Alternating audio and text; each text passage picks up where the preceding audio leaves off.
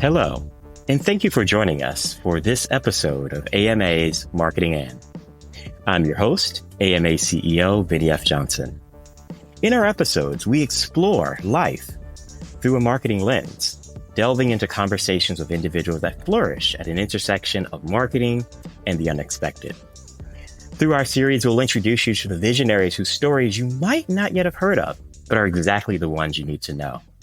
Through our thought-provoking conversations, we unravel the challenges, triumphs, and pivotal moments that have been shaped by marketing.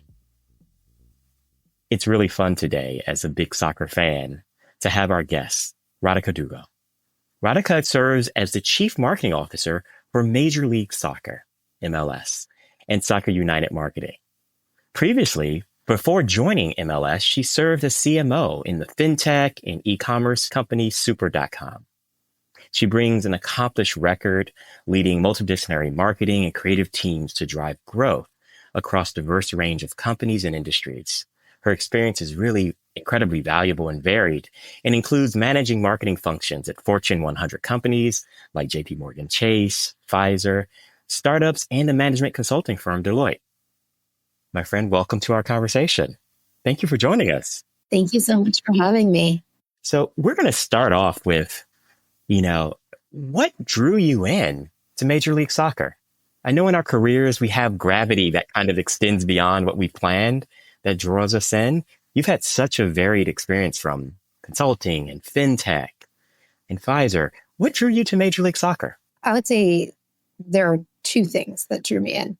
But even ahead of that, just if I took a step back and paused, how could you say no to the role of being the chief marketing officer at this organization? Like that's like the first question and so that's the first orientation. But then when I had the opportunity to go through the interview process and meet so many of the folks on the team, I learned two things. Number one, the league has incredible tailwinds behind it. This is the moment where we have the opportunity to take advantage of so many incredible consumer behavior, fandom trends that are just taking the league on an exciting growth and trajectory path. And I think that's very cool, particularly for someone who's worked in different stages of businesses. Right. That's really exciting. It's always more fun to be in the growth stage business that is an established league. It's growing. That's wonderful. Right. But the most important thing was actually, as I was meeting people through the interview process, people were amazing. Mm-hmm. People were humble, they were kind, and they were passionate about what they did. And for me, the most important thing is I want to spend my time with people that I want to be around, whom I can learn from. And this place has that in spades. It's interesting. One of our first questions, we were talking earlier, and I asked you what was top of mind. The first thing you said were your people. And that really stood out to me. All the things you could have brought up about the work and the business, you really focused in on the people that are helping you deliver this space. Talk a bit about your philosophy for taking care of your teams. Yeah, I'll say people are everything, right? As a CMO, I do literally nothing myself. Right. Which I think is actually a very interesting thing. As you get more senior, you do less and less yourself. And so the most important thing is making sure, and the whole job is making sure you're enabling the people on the team. If you start with that orientation as that is the single most important thing, then how you do that is the question. Right. And for me, I think there's a couple of things. First and foremost, and the jury's out, I'm interested if you were to ask some of the folks on my team whether this is true or not. Right. But because that's the real judge. But for me, it's really important to make sure that the people on my team feel valued. Right.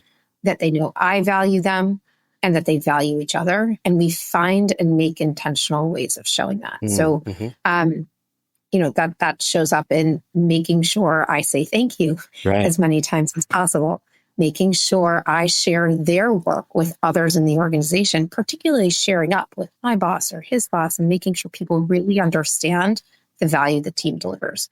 That's among the most important things. Another really big part of my people leadership philosophy is I've got to be available and enable people instead of the other way around. So I don't necessarily expect, my team to rearrange their schedule for me. Right. It's actually got to be the other way around because they're the ones doing the work. Right. And if they're waiting on me, I'm essentially wasting their time. Right. And I think that's maybe slightly different from how some of the other leaders I've worked with and for have operated. But I really feel like my role is to enable my team, and I've got to be bending over backwards to make sure they have what they need.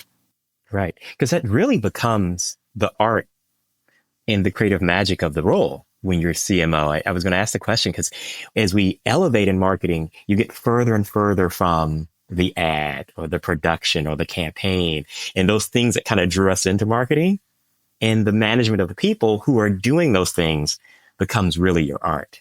How do you cope with like not jumping in and tweaking the campaign or being in the creative brainstorming session to give that space for your team to really thrive? I'll say a couple of things. Number one, every leader that I've ever met, including myself, has the development opportunity to get out of the weeds. Right. And that's okay. So I will raise my hand and recognize that that's on my list of development opportunities.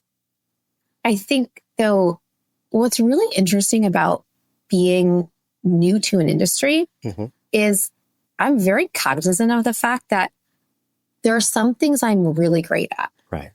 But I'm 3 months in, right? Right. I don't yet have the nuanced understanding of the industry and the players and the clubs that, for example, our head of brand has, who spent 15 years working in soccer. Right.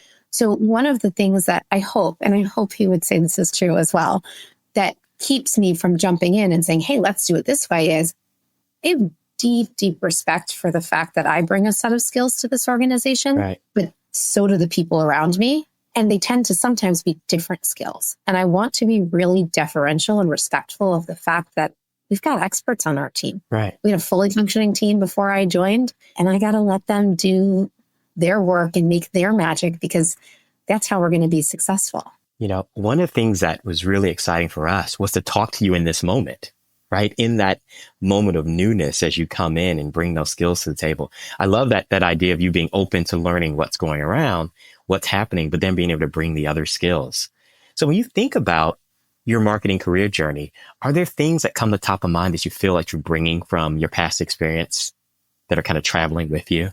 Yeah, I would say a couple of things. So first and foremost, as you know, I have the opportunity to teach consumer behavior at NYU. So I'm like a little bit of a human behavior kind of nerd. Yes. I was going to say you were, but you said it first. So I'm really fascinated by how people make decisions and why they do the things they do. Right. And at the end of the day, as a marketer, that's the whole job, is to understand consumer behavior of your target customer, right. Understand why they make decisions, how they form attitudes, and make sure you can use that understanding to get them to form favorable attitudes for your product and make the decision you want them to make, like a purchase decision or a loyalty decision. And that consumer behavior orientation with grounding in frameworks and science tends to be something that I tend to bring to an organization or a team. And I really try to make sure that some of these frameworks are not the most current, but I really believe meaning they were created in 1960 or 1980, but they still hold. The science still holds. And I try really hard to bring that orientation of, let's look at a framework. Let's not start from scratch. Right. And let's use that to guide our thought process, and then come out with the right creative or the right process based on that understanding of the consumer. Right. Which really gives you a kind of battle-tested point of departure that then you can riff on, right? And you can kind of think about the work that you have. I think it gives you a starting point. Like oftentimes when you're given a problem or you're trying to create an approach, you don't know where to start. Right. None of us have to start from scratch because we had scientists who did that job for us. And so I think sometimes it gives you a way to frame your thinking. And oftentimes that's just the jumping off point that you need. I want to ask this question. You're the first guest that I could really ask this question to. You're dynamically a practicing marketing executive leader while also serving as a senior marketing lecturer and professor.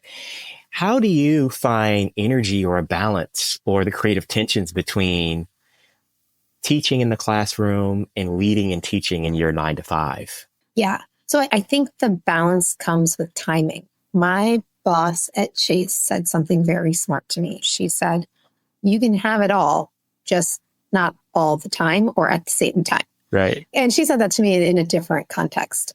But I really think that that's right. And so what I try to be really careful about doing is choosing when I teach. Sometimes it works out, sometimes it doesn't, because I don't always have to choose. Right.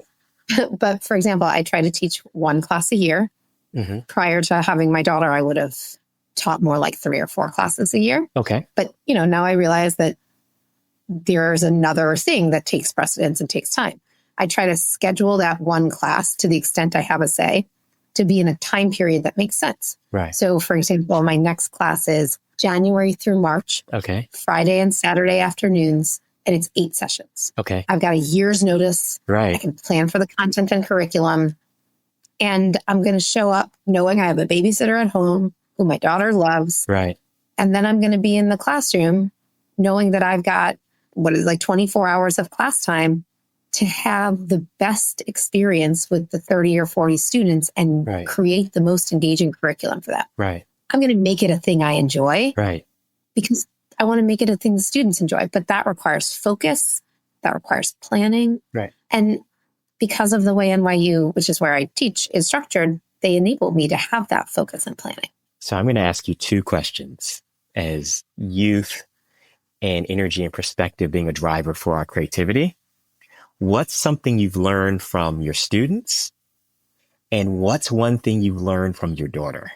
So many things. Okay, so one thing I'll tell you is I used to, and I need to do this again, actually. I used to have a Gen Z mentor. Okay. So I used to teach undergrad. I stopped teaching undergrad in, I think, 2020, around then. Okay. And now I teach in the exec MBA program. But when I was teaching undergrad, I would ask one student every semester to literally be my Gen Z mentor and talk to me about culture and things that Gen Z folks do. Because listen, I'm not in that generation. I haven't been that age in a very long time. And at that time, the products that I were working on were student focused. Mm-hmm. And I learned just so much about how people spend their time. Like this young woman would take me out with her friends to lunch, and I get to talk to all of them. And it's like an impromptu focus group. And I would ask them, at the time I worked in banking, how do you think about money? And how do you think about finance? And I learned so much just content from them.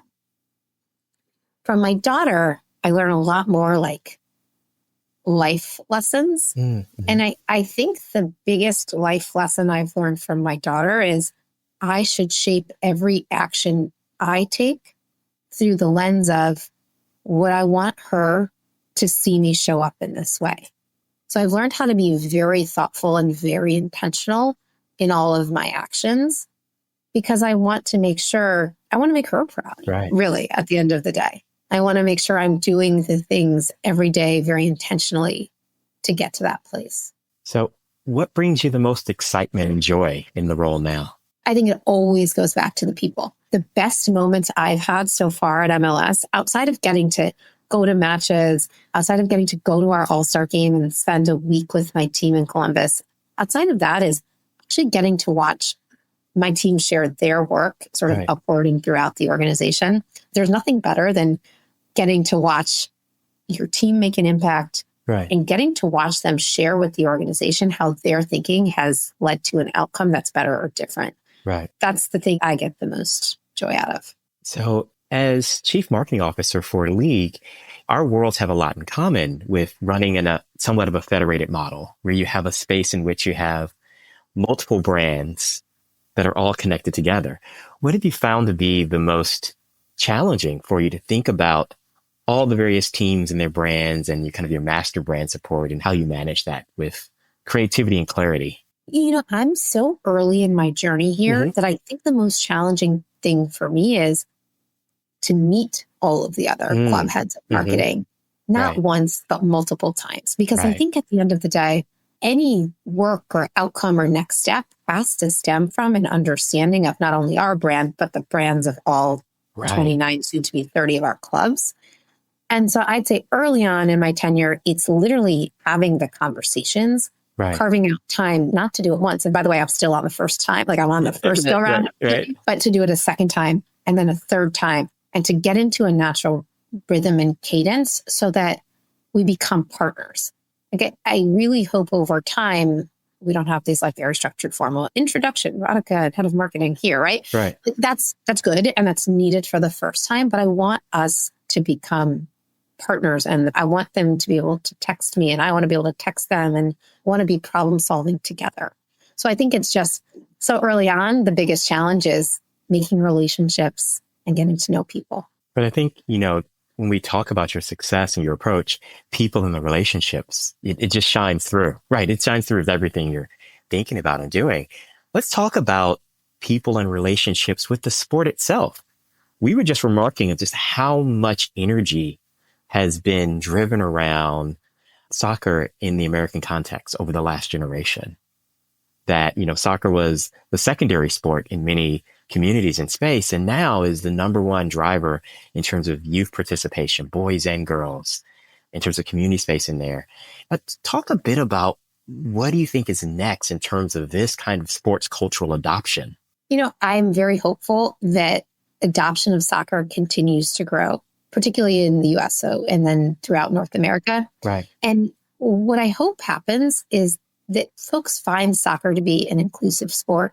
Right. They find us, and I think we are, right? The numbers they speak for themselves, an inclusive league, a group of players that kids can look up to. Right. Not just at the professional sort of first league level, but we have Next Pro and we have Next. We have a number of leagues that have role models for children. Right. And I think having someone to look up to, having and building community around that is a really important thing for children.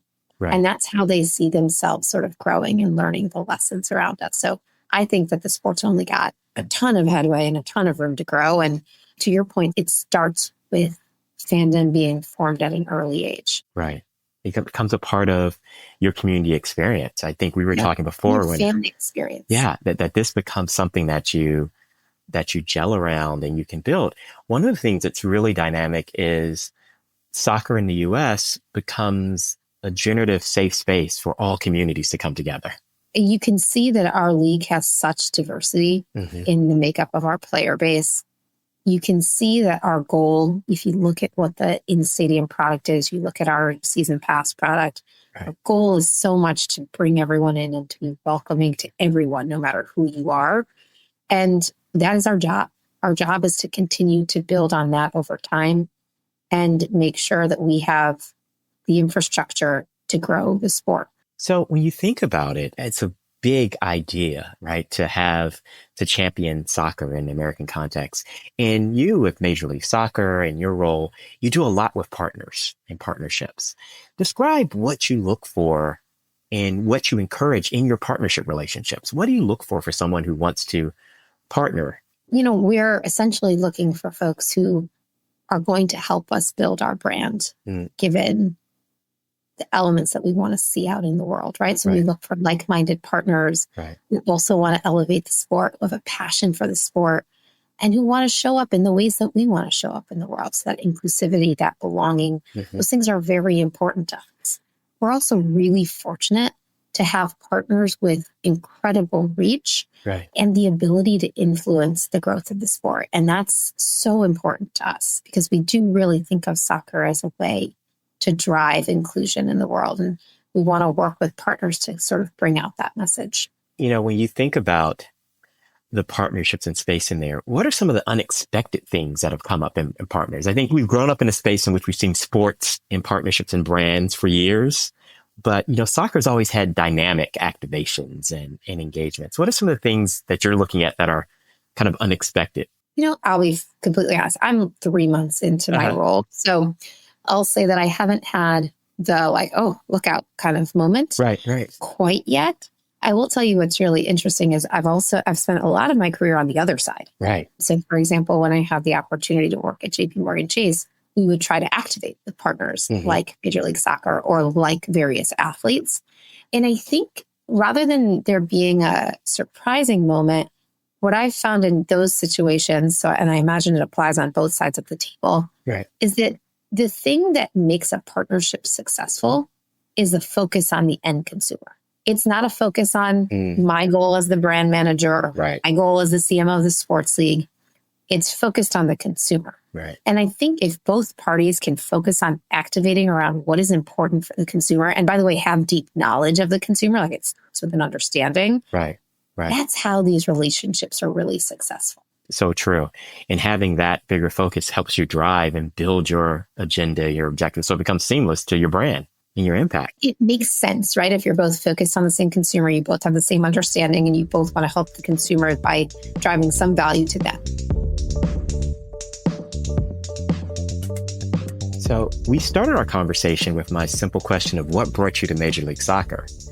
But my real question, after our listeners have had a chance to hear some of your stories and experience, what brought you to marketing? Yeah. So I attended an undergraduate business school, and we can talk about why I did that if that's interesting.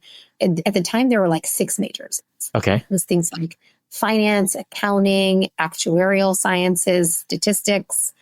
And the one and only major there that didn't seem incredibly focused on one track was marketing. Okay. Yeah. Marketing seemed like it was both left brain and right brain. It required data, it required art. And that was really interesting and appealing to me. And then I said, so I'm going to go do this major because it's the only one that seems to enable you to think across a spectrum.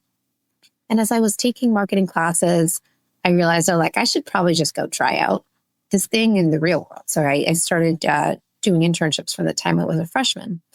And I just loved it.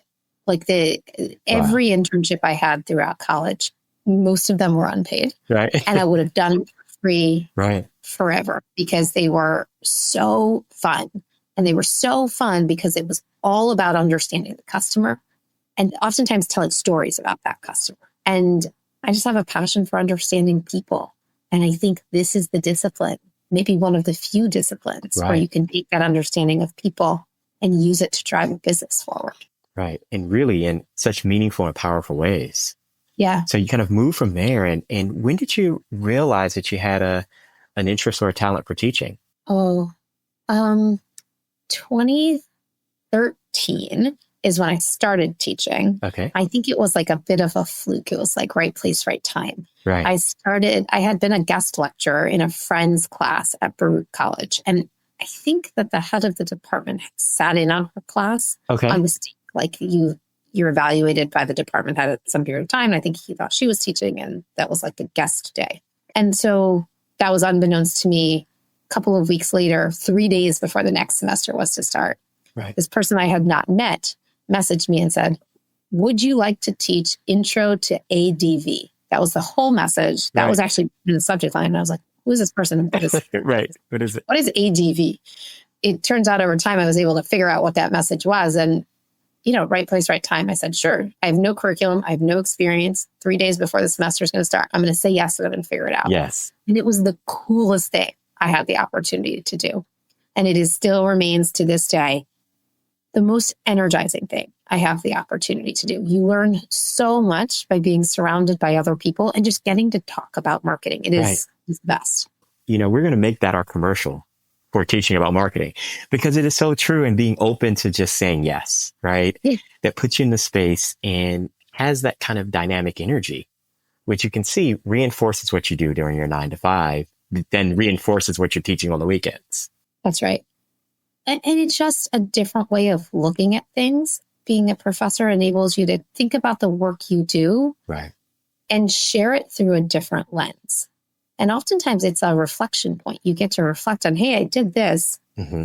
Did it work? What would I have done differently? Right. What was painful in the process? And it's just like a really nice reflection point as well. Well, this is really kind of an interesting space.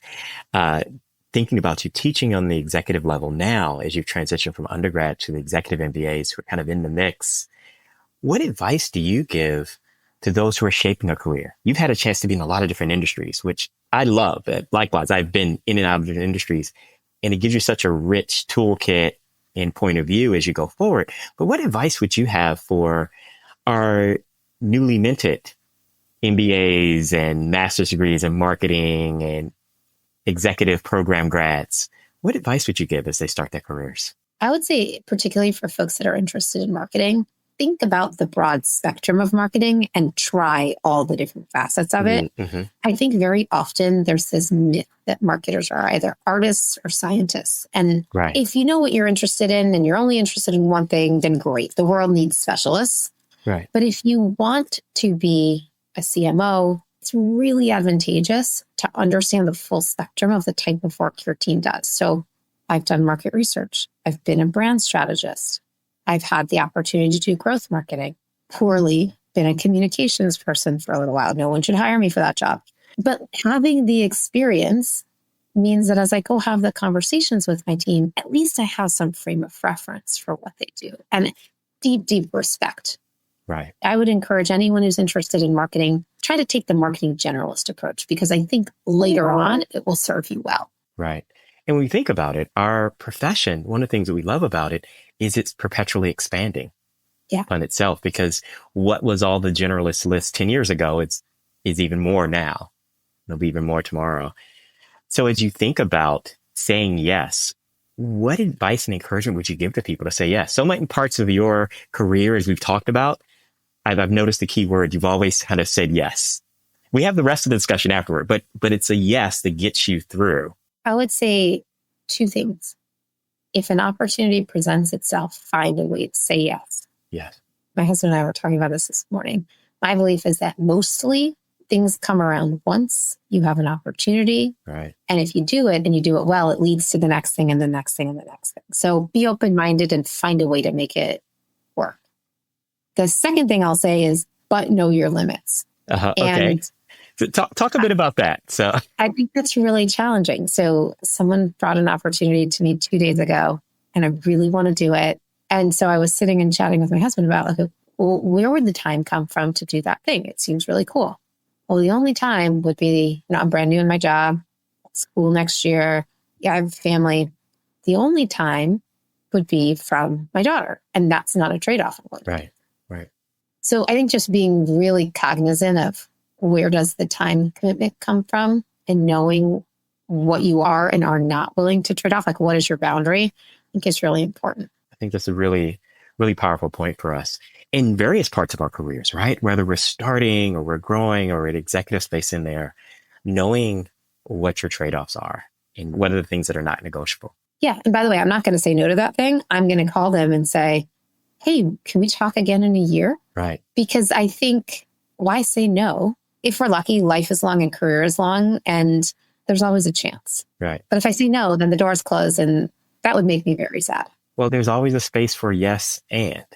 Right? So we're open for it with the caveat that we have to make some trade-offs or some builds or some requests, but it's still a yes that gives us open to it. And it's interesting when we say yes in the conversation, the response that we get talking about our consumer behavior, you're open up for whatever comes next because of giving your positive interest. You get a much better response, even if you say yes, but, as opposed to no and, right? The response you get is very different, and it's much more favorable if you can start with yes. So I'm going to ask a question about just background and context and energy. You get to work in New York City. How does New York City affect your energy as a marketer? So full disclosure, I've lived in New York City since I was 17 years old. So more than half my life. Although I was a consultant and I would physically go somewhere else Monday through Thursday for about 6 years, I've not really ever worked anywhere else. Because even as a consultant, like, you're based in New York. So I don't have a good comparator. What I will say is, anytime I'm feeling a little bit tired or a little bit run down, all I have to do is go outside and you get lit up by the energy of the city. And that helps so much. Isn't it amazing to have that? I think about that a lot in my career. I've had offices in New York off and on, and I'm always in DC. But that moment for me walking out of Penn Station, coming up from the train and the transformation as a marketer, and you get all of marketing in your face in every way you can imagine, of all the energy of creation right there. Yeah, I think it's like all the energy of all the people around you help remind you they're all going and doing their thing. You can go do your thing too. Right. Now, in that sense, there's one of the things that we talk about a lot is the noise that's created, the energy that's created, the vibration that comes from that space in there. How do you as a marketer break through? What's your thoughts about breaking through such, New York is a great example because there's so much of everything all the time, all at once. Yeah. How do you find the energy and the creativity to break through that? I think this is all about the right customer. Mm-hmm. So if you know who your customer is, humans only perceive the things that are relevant to us. As humans, we block everything else out because we couldn't possibly take in all the stimuli for things that aren't relevant. So as a brand, if I know that, basically what I got to know is, well, who is my customer? Right. How do I find them? And what are the messages that will help to drive relevancy for our brand for those consumers? Right. The more I can understand that about my customer, the better shot I have at breaking through. Mm-hmm. And I think it all comes back to understanding who your customer is, understanding how they form opinions, attitudes, and make decisions, and being laser focused on delivering in those moments. Which is perfect. Laser focus and delivery in those moments. So if you were to provide any advice or counsel to our folks listening about the upcoming year ahead, we've talked a lot about dynamism and change. Anything that you would provide as inspiration for my aspiring marketers listening? I think you should say yes. So I think there's something about being really open to both change and opportunity. The world is shifting so much. Right. And some of it's scary, but a lot of it could be, and we got to believe that it will be positive. So I think approaching, whether it's school, if one is a student, whether it's your workplace, if one is working, with a yes and mindset, as opposed to a no but, might bring out some really interesting and exciting opportunities. I think that's a wonderful way to close out our conversation today. Being open to saying yes, open up to wonderful opportunities that are unexpected that you may not know that are there, and thinking about that in your work, in your study, in your life, the power of yes. Thank you, my friend, for joining us for this episode of AMA's Marketing And. We invite you to explore, check out more of what's happening at Major League Soccer, check out the club in your town, catch a game. And if you're looking for more marketing inspiration and insight, always see us at ama.org. Once again, thank you for joining me. And this has been our episode of AMA's Marketing And.